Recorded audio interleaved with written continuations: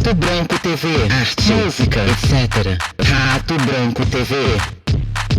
Eu sou nascido e criado em Vila Isabel, bairro Boêmio do Rio de Janeiro. Isso é uma marca, né? A gente acaba levando pro resto da vida. Nasci em Vila Isabel, é uma marca. Nasci na rua Luiz Barbosa, em frente ao Morro do Macaco. Estudei numa escola católica chamada Educandário Sagrada Família. Foi lá que eu cheguei com uma camisa do Botafogo uma vez e joguei bola, foi uma merda. E aí eu falei pra minha avó, pô, eu quero uma camisa do Flamengo, né? Meu pai botafoguense ficou arrasado. Eu lembro de fazer um gol lá e isso passa lá em frente, lembro do gol. Tal, não sei o quê. Depois fui para duas escolas católicas, uma batista, outra católica, Colégio Batista Shepard e depois Instituto Padre Leonardo Carresse. Foi aí quando eu fiz uma prova, Tijuca, Rio Comprido, ali, Catumbina, aquela área ali. Depois eu saí de Vila Isabel, vou pro Rio Comprido, Rua do Matoso, que é outra rua emblemática do Rio de Janeiro, né? Rua do Matoso. Eu lembro de ver o Ed Mota com 16 anos, assim, andando na rua com violão, todo rasgado, meio metalheiro, meio... e tocando já as coisas todas. Ele era muito amigo de um guitarrista amigo meu, o Ica. E aí a gente tocava com o Ica tocava pra caralho, ele fazia as notas velozes, né? A gente ficava maravilhado vendo o Ica tocar. E o Ica era amigo do Ed Mota. E aí levava a gente pra comer pastel com o Ed Mota. E o Ed Mota tocava aquelas músicas todas já. Vamos Dançar na Rua, Manuel. Ele tocava pra caralho, assim, era incrível. Depois eu fui pra Estrela Pedro II, né? Segundo grau. Da Tijuca. Eu passei pro centro, mas aí trabalhava já e eu tive que pedir um turno da noite. E aí fui pro turno da noite. Nessa época, um dos meus empregos, isso é uma curiosidade, né? Um dos meus empregos eu fui assim, fui secretário. Outro dia eu falei que eu fui boy, aí ele falou boy, office boy, cara. Hoje em dia boy tem que...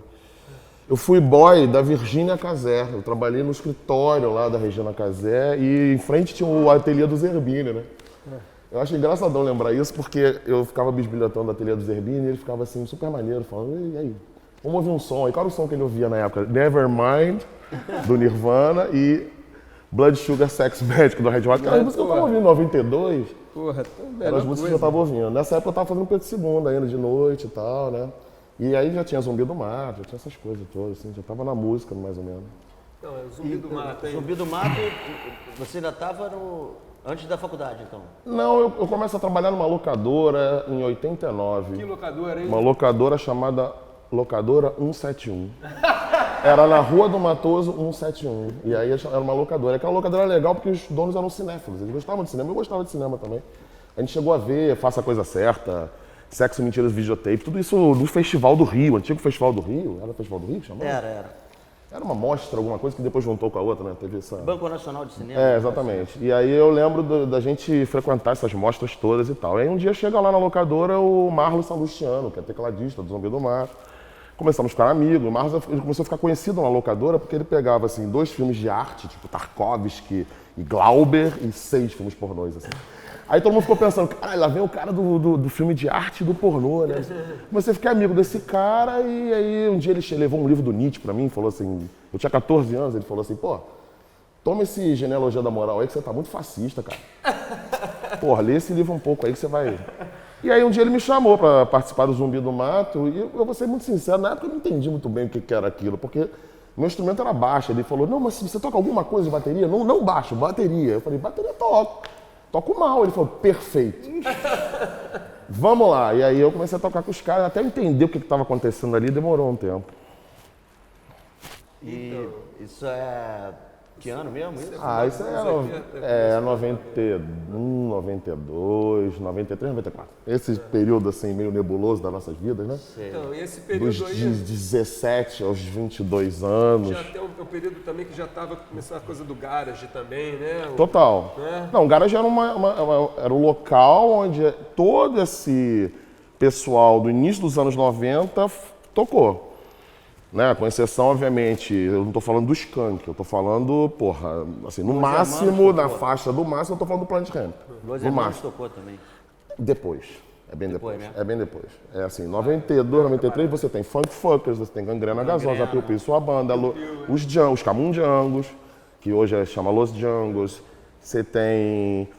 Pra você ter uma ideia, em 95 tem uma matéria, 94 tem uma matéria no MTV, as novas bandas da música carioca underground. Aí quais eram as bandas? Dash, com a Simone, com o Gabriel, aquela rapaziada, né? Zumbi do Mato e Planet Hemp, ou seja, na visão deles, Zumbi do Mato e Planet Hemp era a mesma coisa, né? E a gente estava ali meio que apresentando aquele som todo desconjuntado, basicamente feito de improviso, de piadas erradas, de toda uma estética de precariedade, de trabalhar com a precariedade, e o Planet não, com uma agenda afiada, né? Uma sonoridade muito específica que vem lá dos Beast Boys, uma coisa meio transformada numa espécie de Beast Boys carioca, né? Trazendo um pouco daquela coisa do Black Future, do Eu Sou o Rio. E a gente não, a gente tinha essa coisa do ser carioca, mas era um carioca meio às avessas. Também era influenciado pelo Black Future, sobretudo pelo Tantão, mas de uma maneira um pouco menos, vamos dizer assim, palatável. Acho que é por aí. E aí você vai estudar filosofia, nessa mesma época. Bom, enfim, a relação com a filosofia, assim, sempre gostei de ler alguns filósofos. A filosofia nunca foi um fascínio assim, na minha vida. Sempre foi assim, gostar de ler coisas, literatura, ciências sociais, enfim. As categorias não definem aquilo que você está gostando de fazer. Então eu gostava de ler Nietzsche, mas gostava de ler Dostoiévski, Machado de Assis, aquela coisa. Né? E aí chegou um momento que você precisa fazer alguma coisa de sua vida, né? Você geralmente vai para uma faculdade, eu sempre fui de classe média baixa, negro de classe média baixa, você sempre tem uma interação social assim um pouco pautada por essa questão da mobilidade, né? Porque às vezes assim, eu nunca fui o terceiro negro de uma sala de aula, eu sempre era o primeiro, ou o segundo no máximo. Quando eu cheguei na faculdade isso piorou um pouco, né? Qual faculdade? E FIX, né? 2000 Não, que 2000, quem dera. 97, e FIX, filosofia. E aí era eu e o Jobson, os únicos negros de todo o FRJ. Não, brincadeira, mas assim, tinha poucos outros e tal, né? E aí eu fui fazer filosofia porque era o que eu mais ou menos achava que dominava. Porque achava fazer música e fazer cinema, que eram os meus interesses básicos da época, não fazia muito sentido, porque eu não ia ser artista, eu queria ser crítico, não tinha exatamente uma... Fazia arte, mas não acreditava que ia ser artista, achava que ia ser mais pensador, crítico. Não queria ir para o cinema nem para... Aí vai para filosofia, né? Vai lá fazer uns trabalhinhos sobre Nietzsche, que era uma coisa que eu lia mais, assim. Foi bem despretensioso e até se tornar um trabalho. Vou ser muito sincero. Quando eu entrei no mestrado, é que veio o choque. Eu falei, cacete, eu já estou agora na pesquisa, vou ter que ficar 6 anos estudando esse bigodudo. E qual que era o interesse? Era Nietzsche? Nietzsche e a política. Isso aí foi um professor do IFIX chamado Klaus Abreu, que um dia ele chegou na sala e fez uma distinção entre potência e poder na obra do Nietzsche, que me abriu um caminho de pesquisa que é pensar as relações entre cultura e política em Nietzsche. Aí quando eu vou mesmo começar a pesquisa, que eu descubro que era um tema, vamos dizer assim, tenso na obra do Nietzsche. Pensar política com Nietzsche era um tema tenso. Tenso a tal ponto de que quando eu fui fazer o doutorado de sanduíche fora, o guarda da alfândega, não, da imigração, leu o projeto e falou assim, mas what about Nietzsche and politics? O que você veio fazer estudar? Nietzsche e política? O que Nietzsche tem a ver com política? Ele ficou intrigado. O guarda. Basta dizer que até 1980 as obras do Nietzsche não eram publicadas na Alemanha. Ou seja, era uma questão mesmo tensa, do ponto de vista não só acadêmico, mas filosófico mesmo. Como é que você vai aliar novamente, o pensamento de Nietzsche à questão da política e da cultura, né? Então fui pesquisar isso, fiquei aí 6 anos pesquisando, esse livro um dia vai sair, eu prometo. Ele está assim, bem adiantado, já está quase pronto, só em segurança mesmo de liberar, mas a ideia é que um dia isso acabe. Esse seria o ponto de chegada dessa trajetória que começa a partir da ideia de que eu precisava fazer uma faculdade. Então eu fiz a faculdade de filosofia e tal, mas em nenhum momento eu parei de tocar, de escrever sobre música, de escrever sobre cinema. Foi nesse momento, por exemplo, que a gente fundou a revista Contracampo, que é uma revista que, modéstia à parte, renovou aí, não por minha causa, por causa de todo mundo que escreveu. Rui Garnier, Eduardo Valente, enfim, uma série de Daniel Caetano, uma série de críticos, cineastas que se juntaram em torno da Contracampo e, na minha visão, transformou a crítica em língua portuguesa, porque eu acho que a modo como a Contracampo produziu conhecimento ao longo de mais ou menos 10 anos obedeceu uma lógica e uma dinâmica que a gente não encontra no mercado editorial brasileiro. Não encontrava, pelo menos, né? E assim, qual era a linha assim, editorial, assim, basicamente? Cara, surge mais ou menos de uma certa insatisfação minha e do Rui Garnier, por não ler nada que prestasse sobre cinema e música no Brasil. Sobretudo, assim, a gente gostava do Inácio só. Só do Inácio Araújo, só Folha, ele, né? Assim, tô falando crítica jornalística, não assim, a gente adorava o Ismael, claro. O Ismael era a referência. Mas a gente pensava Nos assim... cadernos culturais, né, tinham uma coisa que você não se identificava e tinha uma oportunidade, as novas... Né, Porra, e olha que tinha gente escrevendo, né? tecnologia. E olha que tinha gente escrevendo, quer dizer, eu tô falando de 93, 94. A gente tinha cadernos culturais robustos, né? O Mais, Folhetim. A gente, naquela época, a gente achava que estava insuficiente ainda. A gente pode fazer melhor. Tinha essa arrogância juvenil e tal, que no fim das contas eu achei que foi interessante. A gente queria escrever alguma coisa que a gente não, que ninguém que comprasse o jornal pudesse ler, entendeu? Para você ler isso aqui, você vai ter que comprar esse folhetim aqui que é vendido no Pedro II, impressora jato de tinta. A gente tinha meio um orgulho disso, só que aí chegou no ouvido lá do... Não sei se vocês lembram do Júlio, da Politeama. Sim. Era uma locadora maluca que tinha ali em Copacabana. Exatamente, João Murique. Era, pô. E aí o Júlio era esse maluco que tinha todos os VHS do mundo. Porra, tudo? Tudo sobre cinema, tudo. Mas veja bem, quando eu falo tudo, é tudão. E a gente invadia aquilo ali, todo mundo da Contracampo, pré-Contracampo, e a gente vivia ali. Isso é uma referência. E o Júlio, um dia, ele falou assim: vou bancar o fanzine de vocês. E aí pagou lá uma tiragem, a gente fez um fanzine. Eu lembro de eu escrever sobre Almodóvar e Hitchcock. Rui escreveu sobre Mizoguchi. Pô, o Coroa ficou bolado com a gente. Falou, caraca, vocês fizeram textos incríveis. Vou bancar a segunda. Aí bancou a segunda tiragem. A gente levava na estação e ficava distribuindo. Isso é o pré-Contracampo, né? Quer dizer, isso tudo é ao mesmo tempo. Zumbi do Mato, subempregos. Vários subempregos. Não vou falar de subemprego, não. São muitos. Podemos pular. Esse período aí de 89 a 99, né, meu amor? Só subemprego. Só se tiver uma Só história sobre- curiosa. Tem vários. Eu trabalhei bom, assim, quando eu entrei logo na faculdade, não vou falar tudo não, Cabelo. Você não adianta me provocar, não. Quando eu entrei Porra, caralho, esqueci. Auto Resgate 24 horas. Boa noite, Bernardo falando. Cara, eu era gerente de reboque. De uma firma de reboque 24 horas. Ali a Contracampo bombou, porque eu ficava usando a madrugada para ficar vendo filme e, né, escrevendo sobre crítica e tal. Aí tocava o telefone, porra, alô, boa noite, Bernardo. 24 horas, resgate, confundi as palavras todas. E aí, obviamente, que de tudo aconteceu naquele galpão lá, né? Aquilo é uma loucura, essa vida de rebite, que negócio, né? Mas Esse é um dos esse subempregos. fanzine é antes do... Antes da Contracampo, chama Limite.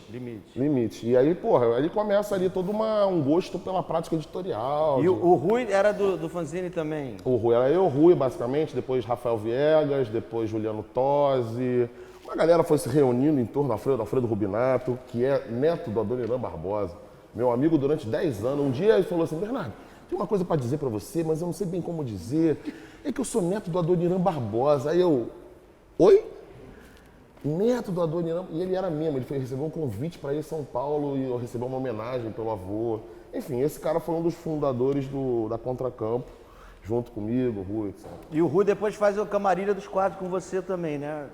Bom, eu saio da Contracampo porque, enfim, Contracampo, na verdade, é maravilhosa e tal, mas é uma brigalhada fodida, né? E aí todo mundo briga, vai pro lado, né? Mas a Contracampo continua produzindo em alto nível e tal. Eu me afasto um pouco e aí começo a fazer um blog meu chamado Matéria, só meu mesmo, assim, sobre política, cultura, etc. E o Rui lê, gosta e me liga e fala, e aí, vamos fazer uma revista de cinema, ou melhor, de música? Aí, pô, vamos. Camarilha dos Quatro. Aí chamou o Thiago Filardi e chamou o Marcos Martins, que é nosso amigo lá de... Filardi mora em Barcelona, o Marcos Martins mora em Salvador. E a gente começou a fazer a Camarilha dos Quatro. Sabe que eu fico impressionado? Porque se juntar assim, são mais ou menos 10 anos escrevendo de graça. Isso é que é bizarro. A gente não ganha um tostão, hein, Calvi? Fala aí. A gente não ganha um tostão para escrever. 10 anos, mais de 10 anos, sei lá. E a Camarilha faz uma produção assim intensa, de tal maneira que chama atenção da rapaziada. Porque não tinha negócio de amizade, tapinha nas costas. Era o que a gente achava foda mesmo. Não tinha, essa Camarilha sempre foi um lance, assim, vamos falar a realidade aqui que a gente pensa, né? E aí isso atrai, né? E artistas talvez citados ali pela primeira vez, né?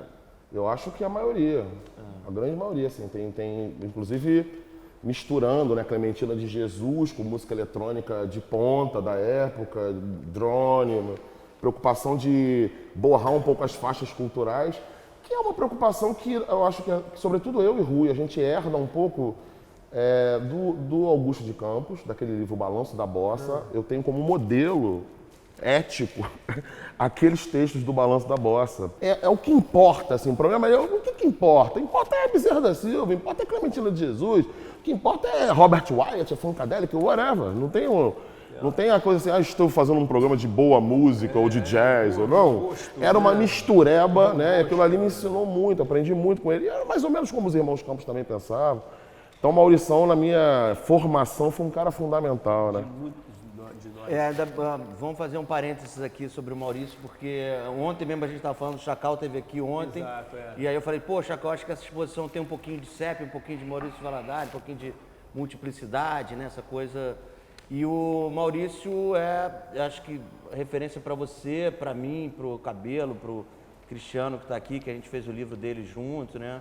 Então, acho que várias cabeças que hoje atuam aí na cena cultural e artística do Rio tem o Maurício como um mestre, né? Como uma referência muito importante, né? Por causa da atuação dele, né? Como radialista, né? Como jornalista, né? No site lá, no blog e tal. Como Então, radialista, bicho. Radialista. Eu vi uma foto recente que eu até sim, chorei. mas o blog também, se você acompanha Sim, o site desde o maravilhoso. começo, também é uma coisa que complementa e dialoga com o programa Sim, lindamente. sem né? dúvida. Mas eu vi uma foto outro dia que me deixou assim, cara, eu chorei o caralho. Era o Raul. Era o Maurício com o Adelson Alves. Os dois abraçados, né? Puta que pariu, falei, caralho, olha aí os grandes radialistas do Brasil, porra. Isso, né, cara? Porque não é só você ser um radialista, não é só você saber falar no rádio, é você ter uma pesquisa, você ter uma visão de cultura, você ter uma visão de país, você ter uma... É muita coisa, não tem como você resumir o trabalho desses caras a uma... Bom, aí eu falo um pouco de mim, eu acho que eu fui muito influenciado por essas figuras, assim, que fazem 500 coisas ao mesmo tempo, e ao mesmo tempo, né, fica assim... O Maurício Rocha é um cara muito importante na minha vida. Não sei quem conhece aqui, acho que vocês devem conhecer, um professor de filosofia da PUC. Da PUC, Que Maurício. foi um cara também foi um produtor cultural nos anos 80, foi um trabalhou com DJ, Picasso, né? Não produtor tem? do Picasso, produtor do Ed Mota, produtor do Black Future, produtor do Ogeriza, Professor enfim. de filosofia E que durante se esse tornou tempo todo, professor de né? filosofia. Quando eu chego no Pedro II, encontro essa figura lá de chapéuzinho, fumando um cigarro. Aí ele fuma cigarro Parliament. Né? Aí eu falei, Parlamento Funkadelic. Aí ele respondeu, George Clinton, né? Porra, o professor, vocês têm noção, gente? O professor que conhece Parlamento Funkadelic, E é uma o que maravilha. ele ensinava o quê? Qual era a matéria que ele tinha? Qual era? Basicamente, eu lembro dele falar, primeiro assim, Maurício estruturou boa parte da filosofia do Pedro II nos anos 90. E aí ele lançou um caderno, ele produziu um caderno, botou o Pedro II para rodar, foi distribuído por todas as unidades, que eram textos básicos da filosofia, que ele fazia um corte, assim, da filosofia dos pré-socráticos até fenomenologia, filosofia do século XX. Mas não era isso que admirava esse No trânsito. Pedro II, Maurício no Pedro II. Não era isso que era, não era o fato dele somente de ter um puta manejo da filosofia, dos conceitos, ser um puta professor. Era também o fato dele sair depois com a gente para tomar uma cerveja, dele chegar assim, por exemplo, com vários orientandos na Da Vinci, quando a Da Vinci era uma puta livraria, falar assim, escolhe o que quiser aí. Falava isso, depois a gente ia pro Bar Brasil, tomava um chopp, comia. Aí ele levava o Henrique Antum, Paulo Vaz, James Areia, Luiz Alberto, todo mundo para falar pra gente. Para falar pra gente. Basicamente eram encontros onde a gente ouvia essas figuras. Então o Maurício foi um grande, como se diz hoje aí na linguagem corporativa, um facilitador. Né? E como que é a relação também? Um influencer, um Como é digital a relação influencer. sua com os seus alunos? Atualmente? Atualmente, você diz? Cara, assim, a realidade é que eu sou lotado na Faculdade de Educação ali na Praia Vermelha, mas eu vivo no fundão. No fundão, Então, de certa maneira, eu escolhi lidar com uma outra realidade que não é exatamente a realidade segura, vamos dizer assim, da Zona Sul, né? Eu lido com um extrato social, econômico mais complexo e isso, obviamente, que vai incidir, ou pelo menos para mim, tem que incidir no tipo de relacionamento que eu vou ter com eles. Então, hoje, eu tenho uma relação que alguns podem interpretar como condescendência, como uma certa benevolência, mas eu entendo que eu estou lidando, vamos lá, a maioria é negro, mulher, certo? É a maioria dos meus alunos, o corte é esse, mulheres negras, basicamente. Filosofia para o curso de educação? Filosofia da educação para outros cursos, Tá certo. né? Para quem vai fazer licenciatura e tal. Então, o tipo de relação é um tipo de relação onde eu tento apagar essa relação de autoridade, né? Onde eu represento a autoridade do conhecimento, ele representa uma espécie de receptáculo do saber, né? Ou seja, uma continuidade da formação. Eu tento apagar essa relação de autoridade para construir uma relação não mais entre professor e aluno, mas entre estudante e estudante. Porque eu estudo também, eu tenho que estudar. Né? Chega um aluno e fala para mim, cara, eu quero falar sobre os discos da Lady Gaga. Sabe? Porque eu entendo que os discos da Lady Gaga, aí ele começa a me explicar, monta um mapa conceitual, Foucault, Judith Butler, para falar de Lady Gaga. Qual é a situação ali? A situação é que a instituição espera que eu seja uma espécie de fiador da tese do cara. Mas a relação real que tem que ter ali é uma relação onde eu vou aprender mais com ele do que ele comigo. Eu estou falando, portanto, não exatamente de uma benevolência, mas de tentar produzir um tipo de relação onde o estudante se sinta capaz de ser um pesquisador. Porque esse é o grande problema hoje. O pessoal finge que o problema não é esse. Né? O pessoal quer insistir que a universidade é a continuidade do ensino médio. Né? E não é. A universidade tem que ser um centro de pesquisa. E para você ter pesquisadores, você tem que ter indivíduos capazes, ou pelo menos que se sintam capazes, de experimentar, de inventar, enfim, de pesquisar. Porque é disso que se trata. Né? Não diria nem autonomia, porque você precisa criar redes, cada vez mais dentro não só dos estabelecimentos de ensino, mas das relações de pesquisa como um todo. Quando a gente fala de educação, a gente tem que falar sempre de pesquisa. Porque se a gente estiver falando de educação sem falar de pesquisa, a gente está falando do quê? De formação, de preparação do indivíduo para o trabalho, para a família. Acho que não é mais essa questão da educação. A questão hoje da educação é assim, o conhecimento está todo disponível já. O conhecimento está todo aí. O cara precisa o quê? Ele precisa criar metodologias participativas, onde a relação não seja mais de autoridade, mas de uma pesquisa produzida pelos dois lados. É isso que tem que se tornar a educação hoje. E eu vou até mais radical, a gente está longe disso, mas deixa eu delirar um pouco. Eu acho que isso tem que começar no ensino fundamental. Não tem que começar na universidade, a gente está começando tarde. Já tem experiências contemporâneas, obviamente que infelizmente não no Brasil. Tem algumas experiências no Brasil, mas enfim, experiências que você vai identificando no mundo todo, onde o pesquisador já é engajado logo nos primeiros anos da formação. Você tem que dizer para o cara que ele é capaz de produzir o novo. Não adianta dizer para ele que ele é capaz somente de aprender. A gente não pode resumir a educação para a aprendizagem. Então, que tipo de relação eu tenho com os meus estudantes? Uma relação onde, ao mesmo tempo que eu tento entender a situação dele, né, porque ainda mais agora, com a educação sofrendo uma espécie de ofensiva do próprio governo, né? A educação e a pesquisa estão sofrendo um ataque, né? Tentar entender mais ou menos ali como funciona a lógica da permanência dele ali, porque o bandejão vai ser cortado, a assistência estudantil vai ser cortada, Profaex já foi cortado, Bolsa de Monitoria e Iniciação Científica, PIBIC, já foram cortados praticamente. Ninguém consegue mais nada, a própria assistência estudantil foi desmembrada. Mas qual é a possibilidade de um indivíduo desse ficar na universidade? É muito pouca. E já está acontecendo uma evasão brutal da ordem dos 36%, 40%. Que tipo de relação tem que ter com essa pessoa, então? Uma relação, no mínimo, onde ela, na hora que está conversando comigo, ela possa relaxar um pouco, né, cara? Pensa, né? Relaxar um pouco, despressurizar. Vamos falar aí sobre seus reais interesses. Quais são os seus interesses agora? Né? Assim, vamos lá, vamos conversar sobre isso. Basicamente, eu acho que é esse tipo de relação.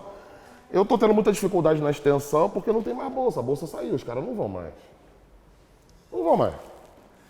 Porque custa R$380, mas R$380 que ele guarda. Talvez a gente aqui não compreenda isso, mas R$380 para o cara ir para a faculdade, é isso. Basicamente é isso. É uma situação... Então, você, enquanto professor, qual o seu cargo hoje lá? Sou professor adjunto no Departamento de Fundamentos da Educação na Faculdade de Educação. E aí a sua militância, sindicato e tal, como é que... Você acabou de dar um olhar aí sobre a educação, né? E aí você... Eu sou militante desde 89 do PT, com vários graus, assim, tem momentos assim. Durante o governo, realmente, eu não militei. Fui trabalhar, né? Voltei no âmbito ali de 2014, 2015, mas achando que eu estava filiado ainda, né? Mas aí não estava. Minha filiação se perdeu, porque eu, enfim, não ia, não pagava. Eu não sei exatamente o que aconteceu. Eu sei que me refiliei, acabei entrando aí numa corrente, mas ao mesmo Que é tempo... o Avante, não? É o Avante. Ah, o Avante já... O Avante, da Maria do Rosário, Fátima Bezerra. Enfim, e... Assim, recebi um convite agora para integrar a próxima chapa da Duferj, com a Tatiana Roque, com a Eleonora Ziller, com vários, Felipe Siqueira, vários professores que tendem a pensar como eu, de tentar buscar uma atuação combativa, que não se... mas que ao mesmo tempo modifica um pouco as ferramentas de mobilização que a Duferj utiliza com a maioria dos professores. Tentar mudar um pouco isso. E é uma guerra. E eu acabei, cacete, galera, em primeira mão que eu tô dizendo isso. Não sei nem se eu devia poder estar dizendo, mas eu aceitei entrar na chapa. Isso o nome chapa é ótimo, porque é uma chapa e é quente. E aí eu aceitei essa parada, vai ser um novo desafio aí, participar ativamente do sindicato em tempos de guerra, né? Tempos, Quando é a eleição? Agora, sei lá, final de setembro, outubro, não sei. Eu sei que tem várias reuniões semana que vem, tô ingressando nessa, assim, eu sempre estive atento, mas aí daí a participar de uma chapa, competir, fazer campanha eleitoral, vai ser uma novidade. Vamos ver como é que isso vai se dar. Mas o fato é que eu não consigo vislumbrar hoje outra ferramenta para o professor que é servidor público. Se ele não voltar para o sindicato dele, quem é que vai lutar por ele? O departamento nem tem ferramenta jurídica para isso. Certo? Ele precisa voltar para o sindicato dele. Aliás, todos nós. Né? Todos nós profissionais não acreditem nessa quimera liberal não, galera. Né? Se tirar o fundo público da disputa, a gente está fudido e mal pago. Tô falando rápido, né, Raul? Você quer que eu entre nesse assunto mala pra caralho? Não, porque a gente tem que falar de samba, vamos animar um Até o pouco. samba, enfim, né? Como também, porra, Não, eu tava lendo a entrevista, né? Porque é dramático, esse assunto é dramático, né? A situação é dramática. Vocês viram esse projeto que o governo apresentou agora, o Faturice? Vire-se. Tem uma versão que é foda-se. Tem uma versão que tá correndo bem que é o foda-se, né? Mas eu gosto de Faturice, porque é mais ou menos isso, né? Preciso agora pagar a bolsa dos meus estudantes. Faturice. Né? Aí eu tava outro dia num debate, segunda-feira, teve aquele Manuel Castells, esse teórico espanhol aqui. E aí a palestra da abertura foi comigo, com o Ricardo Henriques e com o Henrique Paim, que são... Um é ligado ao FGV, o outro é ligado ao Banco Itaú. Foi uma discussão muito boa, uma discussão que eu iria ali, na verdade, para antagonizar com eles.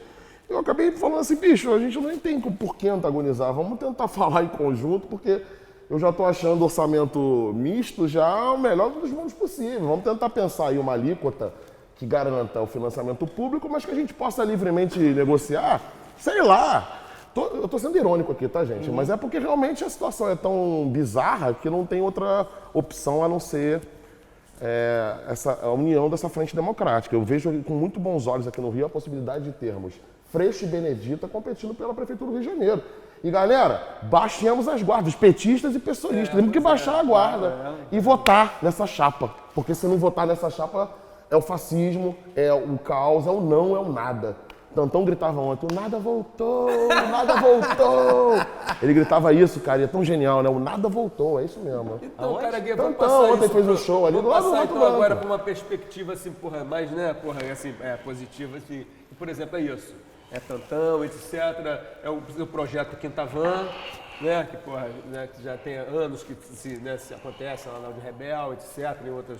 E também o seu selo, Sim, né, sim. fonográfico. Cara, isso foi uma viagem muito louca, porque assim, eu tava ali escrevendo naqueles blogzinhos, como eu tava falando antes, o Renato Godoy, que era ligado ao Quinta Van, me perguntou assim, você não quer escrever um texto sobre... O que era o Quinta Van nessa época aí? Vamos falar do Fernando Torres. Plano B. Isso, plano B. Vai. Plano B, Fernando Torres. Sai dali uma Fernando galera. Torres fica antes, então, 13 de maio.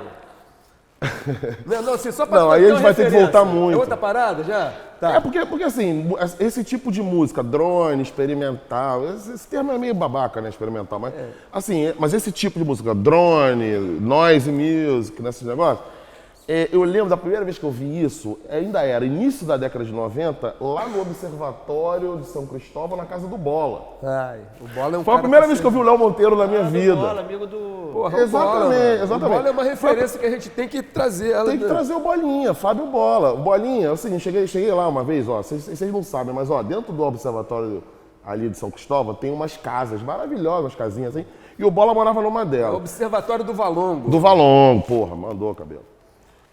E aí, o Bola fazia essas tardes de improvisação. Foi a primeira vez que eu vi o Cassim e o Léo na minha vida. E o Léo já tocava com as maluquices dele, já tinha aquele... Léo Monteiro. Léo Monteiro.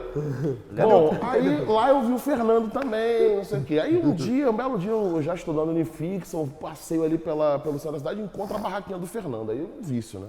Na 13 de maio. O Fernando nunca me deu bola, sempre me olhou assim. É sempre era beleza. Ele E eu foi pra chegava lá e Brasil comprava quando- várias paradas assim, mas eu comprava, eu misturava o noise e o drum, mas aí comprava drum and bass também, ele ficava me olhando assim, tipo, vou comprar mais pra você comprar então. Eu falei, tá bom, compra mais.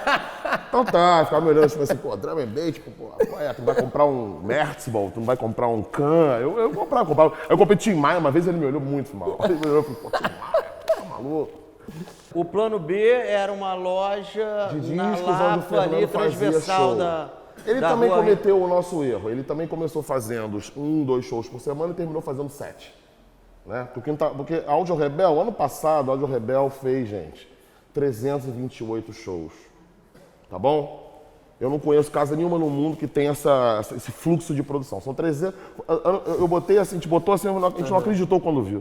328 shows. Ninguém fica são, permanece Não, são cara, eu com acho uma que isso aí, situação não, dessa. justamente isso, acho que às vezes é válido para te estimular. O que é isso? É uma casinha ali na Visconde Silva que você passa despercebido. Ali tem luthier, tem estúdio, né? Tem um palco que, né, todo dia recebe algum artista. Tem estúdio para tocar, tem estúdio de gravação do Cassim, tem o luthier, o Martal, tem o Memê que aluga ali embaixo, o Benjão. É uma coisa muito interessante, E é né? um fluxo, cara, é um fluxo de gente. Outro dia tava lá o Jorge Ben, outro dia tava lá o Jones Silva, até. É muita gente diferente. Aí você tem lá o pessoal do Amor trabalhando, Cassim em cima. Memê tá lá atrás. Ali atrás. Em cima tá o Martal e o Idris. Idris Bodriot, saxofonista francês, radicado no Brasil há 30 anos. Tocou com o Hermeto, tocou no primeiro Free Jazz. Então ali é um circuito muito intenso, né? E a gente começou com o Quintavan lá, e já em 2012, mas já em 2014 a gente já sacou. Pô, tem que lançar um selo. Porque a sala onde acontece os shows está conectada direto ao estúdio do Cassim e ao estúdio aqui de baixo. Então assim, a gente grava as paradas e lança. Né? E aí vamos fazer isso. Aí começou a fazer o selo e Em tal. 2014 começa o selo Começa o também. selo, né? Então, E aí, desde falou então- já o que vocês já editaram já, o que vocês já publicaram. Tem quase 40 títulos já. Negro Léo, Jussara Marçal e Cadu Tenório, Dedo, Chinese Cook Poets, Bemônio, Tantão e os Fita, Lucindo, Marcos Carassati, Paul Nilson Love, tô vendo ali, ó, Vermes do Limbo. Muita parada. E assim, o objetivo do selo é de alguma. Mudou, tá? Eu não vou falar tudo aqui não, mas a gente começou como uma plataforma de escoamento dessa produção e agora, nesse exato momento, a gente está pensando mais em curadoria e desvinculamos do Quintavan. Isso é uma coisa importante de dizer. A gente não é mais Quintavan, QTV, Quintavan acho que vai encerrar, porque eu acho que a gente já completou um ciclo, a gente vai conversar como é que a gente vai renovar essa ideia, mas o selo continua e o selo está cada vez mais operando a partir de uma lógica que eu chamo, que eu pego emprestada do filósofo inglês Ray Brassier, que ele fala assim, gênero é obsoleto. Então, cada vez mais no QTV a gente quer incorporar essa ideia de que o gênero é um pensamento obsoleto não só sobre a música, sobre, enfim, as maiorias das Tipo isso, manifestações quando o cara fala, por culturais. exemplo, música experimental, isso? Que você fala, Eu acho que Já fala um acho pouquinho disso aí que tá lá na entrevista também, né? De como é que isso é um pouco limitador, é um pouco, né, uma estratégia de... Pra mim não tem nada mais experimental do que Clementina de Jesus tocando taratá, cantando taratá, né? Não tem nada mais experimental que o Renan da Penha inventando uma música pop que toca no mundo inteiro. Hoje o cara tá preso. É. Isso é experimental. Eu nem gosto de discutir muito Não isso. é porra nenhuma, mas na verdade é essa. Assim, às vezes você faz uma música experimental dentro de um contexto onde o experimental tem a ver com gênero, Aí você é, exato. né? E aí você tem os gêneros experimentais. Aí aparece um moleque como esse Johnny Silva, o God Pussy, lá de Belfort Roxo, fazendo um noise music que ninguém faz no mundo inteiro. E aí, faz o quê? E aí nego ignora, porque não tem outra, vai fazer o quê? Os grandes circuitos de disseminação e amplificação disso que se chama música experimental estão na mão dos ingleses. Né? Esse circuito Wire, Café Otto, legitimando e deslegitimando, ignorando e invisibilizando. Né? E aí eu olho assim, o Jones fazendo uma música lá em Belfort Roxo, uma música que você geralmente vai atribuir essa característica genérica de uma música de ruídos, ou noise music, mas o que ele está fazendo ali é um bagulho que não se resume a nada do que está sendo feito nos circuitos reificados e autolegitimados, entendeu? Então, em relação, por exemplo, ao samba também, ô Bernardo, o que você acha disso, assim, dessa coisa também de neguinho segurar o samba numa tradição, etc. E o samba, porra, ele pode se expandir e muitas vezes já está se manifestando de uma maneira, mas tem uma galera que também sempre puxa a rédea e fala, samba é isso só, não é aquilo. Mas se você... Bom, é um assunto longo, hein? Temos quanto tempo aí? Bem. Assunto longo. Mas assim, porra, Assunto valongo. Ó, então, obviamente que as estratégias de tradicionalização do samba são estratégias racistas. Eu não consigo ver de outra maneira. Então, assim, toda a corrente nacional folclorista, com exceção do Haroldo Barbosa e do Ney Lopes, eu não consigo vislumbrar que um homem negro ou uma mulher negra que pense dentro dessa lógica. Né? Então, assim, eu tento... Esse seria um outro livro que eu estou ainda desenvolvendo, eu não sei até que ponto isso vira um livro por si só ou se vira um artigo no meio de um livro, mas a minha ideia é tentar compatibilizar duas teorias sobre o samba, não somente em relação à história do samba, mas à própria ideia de samba, né? Primeiro, a ideia de que o samba não é um ethos da brasilidade, não representa ou não reproduz uma dinâmica que seria o motor da brasilidade. Não dá mesmo. Né? Por exemplo, porque também tem o baião, que é outra Exato, coisa, etc. Entendeu, cara? Né? Mas aí que tá, só que a gente não pode negligenciar, isso até eu acho meio evidente hoje. Mas você ainda tem indivíduos críticos, historiadores renomados reproduzindo essa ideia em jornais, em revistas, de que o samba ele é, vamos dizer assim, um fio de onipresença na cultura brasileira. Eu tenho horror a essa Eu acho que ideia. é uma mentira. Ela pode ser uma mentira, Cabelo, mas ela tem uma história dentro da teoria historiográfica sobre o samba no Brasil. Ela atravessa, né? Porque você tem Mário de Andrade, depois você tem Vagalume e Orestes Barbosa, depois você tem o Almirante, depois você tem o Almirante com o Lúcio Rangel fazendo a revista de música popular. Todos esses pensadores, esses escritores, esses jornalistas buscaram, na maioria das vezes, criar uma visão do samba através da qual haveria, em primeiro lugar, um samba que seria sucedâneo dessa brasilidade, que seria o representante desse ethos da brasilidade que todos nós, de alguma forma, representaríamos sob a forma da nação, da nacionalidade. É a visão Walt Disney do bagulho. Total, né? E que a preservação dessa raiz, desse samba, corresponderia necessariamente à preservação da brasilidade. Então, essa lógica, ela atravessa, ela vai do Mário de Andrade, o primeiro Mário de Andrade, o segundo ele se corrige, mas o primeiro até, vamos dizer assim, os dias de hoje, o pensamento do Ney Lopes e do Simas. Né? Que é a vitória do Orestes Barbosa. O Orestes Barbosa foi o primeiro cara que disse assim, se o samba sai do morro, ele perde a raiz, perde a natureza. E não houve nada que o samba mais quisesse, pelo menos ali na gestação do samba urbano, do Estácio, que não fosse sair da favela. Eu não digo sair somente como moradia, não. Sair às ruas, tomar geograficamente, territorialmente as ruas. Não, mas ele, nessa função que é isso, justamente essa história é maravilhosa, porra, aí a gente ia passar a hora falando. Que aí Sim, é muito assunto. O surgimento ali, é o samba no Estácio, né? tal, essa porra toda. Mas aí que você vê, como é que o samba do Estácio vem? Vem através de Mário Reis, talvez, né? Comprando as músicas, tarará. Sim, mas aí que tá. Aí Só que antes... Aí é cagada. Não, mas aí, só que antes é preciso lembrar, você tem um donga que tenta colocar pelo telefone de várias vezes e não consegue. O donga, ou seja, um indivíduo negro, filho de escravos, morando numa cidade que começa a despontar do ponto de vista da urbanização, onde você já tem uma estrutura de comunicação, né, por venda de acetato, venda de discos, né, que implica numa remuneração para o autor, num mercado que é impessoal, que é urbano, ou seja, eu não estou falando então de uma lógica, de cidade pequena, eu estou falando de urbe, né? O donga é um indivíduo inserido na cultura do capitalismo, ele está na periferia do capitalismo. E ele está traçando estratégias, aí ele chama lá aquele jornalista Eduardo Araújo, Viana, estou esquecendo o nome, desculpa, para fazer com ele, um cara branco. Aí eles conseguem emplacar. Tá. Ou seja, estratégia do próprio donga.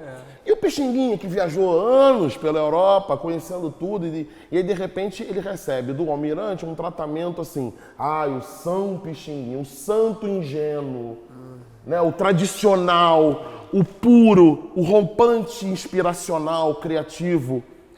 Para que serve isso? Para atacar, lá nos anos 50, para atacar a música dos anos 50. O próprio termo macaca de auditório nasce no âmbito da revista de música popular nos anos 50. Porque Almirante e Lúcio Rangel querem dizer que aquela música que está sendo feita ali nos anos 50, que é bolero, que é guarânia, que é Luiz Gonzaga, que é Ângela Maria, grande cantora dessa época, aquela música ela era uma música degenerada em relação à grande música de Pixinguinha e Noel dos anos 30. A gente perde um pouco o subtexto das coisas, né? Mas esse papo todo da raiz tem a ver com a produção desse tipo de pensamento que vai criar, que vai reificar, que vai privilegiar a visão da música feita nos anos 20 e nos anos 30 em relação aos anos 50. Por quê? Porque, como dizia Orestes, se o samba sai do morro, ele vai se degenerar na indústria cultural.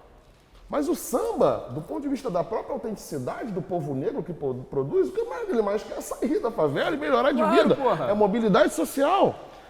Olha, Cabelo, é difícil explicar isso para as pessoas ainda hoje. Que pior não é ser explorado pelo capitalismo, é não ser explorado pelo capitalismo. É pior. Ninguém entende isso, né? Mas é preciso ter um salário, ter um dinheirinho, então.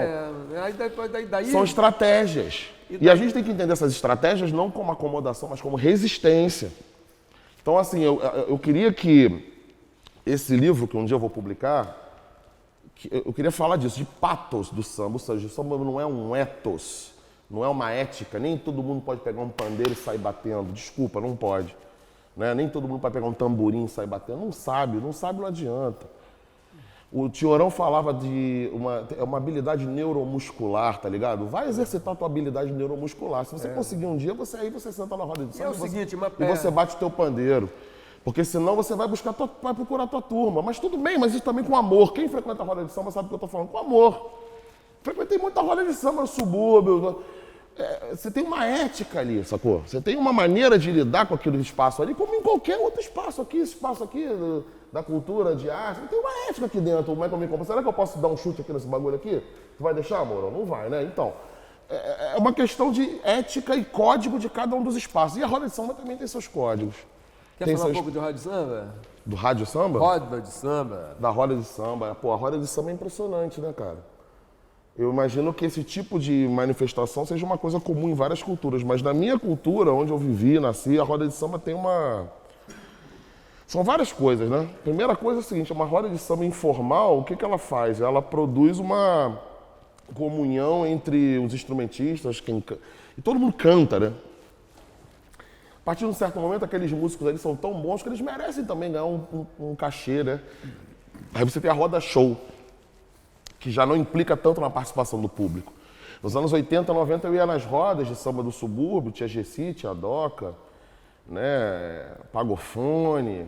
Os pagodes do subúrbio, você pagava um dinheiro pequeno para entrar e fazer parte de uma comunhão de álcool, som, todo mundo cantando, aquele suor, era uma festa louca mesmo, uma coisa meio celebração. clínica. E Tem uma isso coisa... não, uma coisa de resistência do caralho Total, também, mano. A alegria total. é a maior resistência, Total, né? total. Isso que vem também, tudo já em relação com o dos terreiros também, né? A gente fala Total, de outra coisa, né? total. Mas é isso, né? Mas... Tem uma coisa que uma amiga minha fala isso. Pô, Bernardo, você nunca me disse, pô, eu trabalho com psicanálise há muito tempo e não sabia que a roda de samba era uma clínica. Só que veja, ao passo do tempo ali, sobretudo no início do século XXI, quando as casas de samba começam a abrir. Você começa a abrir as casas de samba e essas casas de samba começam a contratar músicos com um salário um pouquinho melhor daquele que a gente recebia lá no final dos anos 90. Eu também toquei muito em pagode. Ficava percussão, tantã e pandeiro, né? E a gente ganhava R$20, 96, 97, ganhava R$20, né? R$20, 30 reais. Aí começa a ter as casas de samba, elas começam a pagar um pouco melhor. Né? Você tem plano real, ou melhor, desculpa, final do início do governo Lula, né? R$200, R$300. Aí, melhora, né? Você faz 4 shows, 1.200 por semana, olha aí. Aquela cervejinha, pá. A cervejinha e tal, quer dizer, cresce ali, vamos dizer, um mercado segundo escalão ali na Lapa, né? São Em outras Cristóvão também tinha aquela casa? Como é que chamava? Semente. Não, em São Cristóvão era que tinha Baião, que tinha não, forró também, né? não, que Que tinha tinha também. samba. Eu fui ver Monarco lá, vi Era muita gente lá. aquele galpão lá no. Como é que era o São nome, Cristóvão, baby? que tinha Aquele também. lugar que a gente foi algumas vezes. Esqueci, Como é enfim. que tinha também muito forró lá, não é isso? É. Agora tem o grande Edson Cortes, grande compositor. Hã?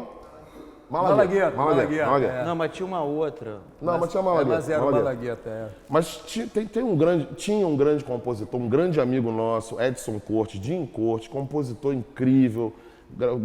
Foi gravado por Fundo de Quintal, por Jovelina Pérola Não era Negra. parente do Getúlio Cortes, não? Não. O Dinho Cortes, ele foi do Galo Cantor, que é o grupo que eu toquei, que era o grupo do meu irmão, e o Dinho entrou no grupo, e o Dinho dizia uma coisa genial. Ele falava assim: Bernardo, existe roda de samba e existe roda com samba.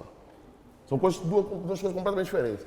E eu acho que o envolvimento psicossensorial das pessoas na roda de samba vai variar enormemente e vai definir o que é uma roda de samba e o que é uma roda com samba.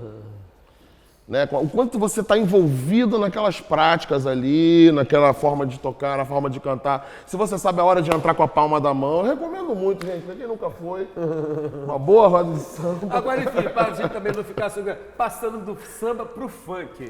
Pá, né, que aí é o mesmo assunto em É o mesmo outra assunto, instância. é uma questão patológica. Né? Porque, veja, não é um ethos, é um extrato étnico-cultural que o tempo inteiro renova suas práticas para fins de diversão, para fins de embelezamento da vida e para fins de resistência. Eu imagino a Angela Merkel vendo isso acontecendo no quintal dela.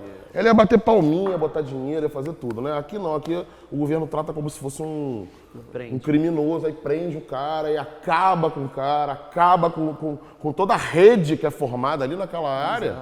Fala-se tanto em rede. Como eu falei pra vocês, segunda-feira eu tava lá no seminário Castells. Qual era o assunto? Rede. Porra, aí tu vai no Rio de Janeiro num debate sobre rede, educação e rede, e o Renan da Penha, que é o maior criador de redes que eu já vi na minha vida, redes e hits. Os hits são incríveis, eu acho aquilo tudo clássico. Assim, Não, meu amigo, então é assim- bem feito, é bem desenhado, os cortes são maliciosos, o vocal, a malícia do texto, a putaria tem Não, uma e o forma. porra, isso, a batida Não é do 150. somente falar baboseira, tem uma forma, tem um ritmo, tem um swing. E aí, ô, É Bernardo, outra parada. E é o seguinte, vem cá, tipo assim, é a música internacional do Rio de Janeiro, mas tocada no mundo hoje. No mundo todo. Mas no Você mundo vai todo no mesmo. Spotify, tarará, Não, mas no mundo entendeu? todo mesmo. Você falou de bossa nova, a gente pode falar, e do funk agora, No mundo isso, todo, entendeu? no mundo todo. E vou te falar, os gringos nem acompanham, cara, porque eles ficam perdidinhos. O outro já tá começando a entender o 150, eu já boto o 170 assim, ele já, caralho, sério. E aí, MC Carol, aí o outro, o Alasdair, né, o Calvin conheceu o Alasdair Campbell, que é o curador daquele festival lá de Glasgow, o Counterflows. Primeiro ele levou o Léo com o Chinese Cook Poets, depois ele levou o Shelpa Ferro, depois ele levou a Carol. Cara, a Carol fritou os gringos de uma maneira... fritou na manteiga, depois acabou a manteiga, ela fritou no óleo, no azeite. Porque é isso, né, cara? É uma expressão que que é derivada de uma rede. Não é uma coisa assim de um artista. É uma rede que os caras formam muito rápido, que é tudo. Que as pessoas falam assim, mas tá tudo muito devagar, o sindicato, cadê a reação? Não, bicho, os moleques do Pedro II mobilizaram uma galera contra os cortes na educação em 48 horas. Os sindicatos não conseguem fazer nem 6 meses, não conseguem mobilizar nada. Não, é próprio lá no Colégio Militar também, né? Eu e Mariana, né, baby? A gente já fez 500 mil festas na vida, 500 mil eventos, a gente não consegue mobilizar porra nenhuma. Porra nenhuma, a gente não mobiliza porra nenhuma. Aí vai o Renan da Penha, mete um baile, você quer. E aí a música é experimental pra caralho, é foda, é vibrante, é pop, e é todo mundo mexendo a raba pra lá e pra cá. 10 mil pessoas, 20 mil pessoas, 30 mil 40 mil pessoas, 50 mil pessoas. É isso que me deixa ele grilado, porque eu fico assim, pra mim é a mesma Economia, história. a gente tá falando de economia também. Mas é a mesma história. É a mesma história do Estácio, de Ismael, é a mesma história do Luiz Gonzaga, tá? Porque o Luiz Gonzaga fazia umas festas, porra, no Sudeste, minha avó falava, as festas do Luiz Gonzaga no Sudeste. Né? Os baiões que ele fazia no Cassino da Urca, certo? É a mesma história, é uma galera popular, que não é o popular que atravessa geralmente as teorias do nacional folclorismo, do nacional popular. É um outro popular livre e essencialmente não tradicionalista. E aí eu lembro muito de um filósofo, está sendo muito falado aí hoje, o Attili Bembe.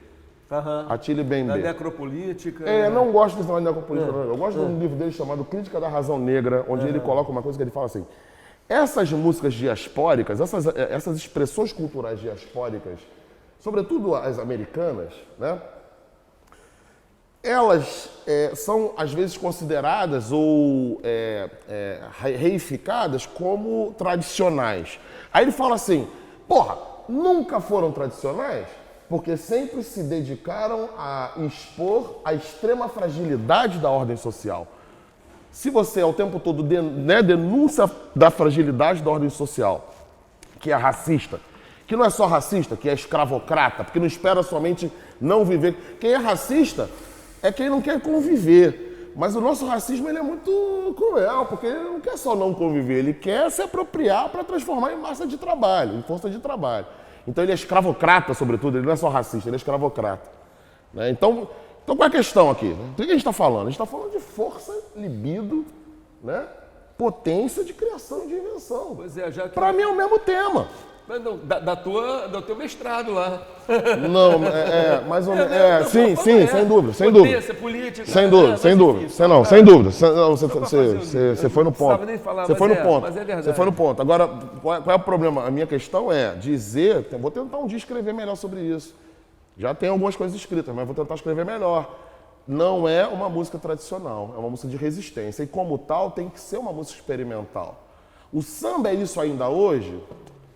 Menos do que há 30 anos. E aí eu acho que há, de fato, até por conta do próprio contexto do nicho social de onde vem essa música, eu acho hoje que essa música negra que organiza o quilombo é mais o funk do que o samba hoje. Muito mais, obviamente. Muito mais, né? O samba hoje é uma música comportada.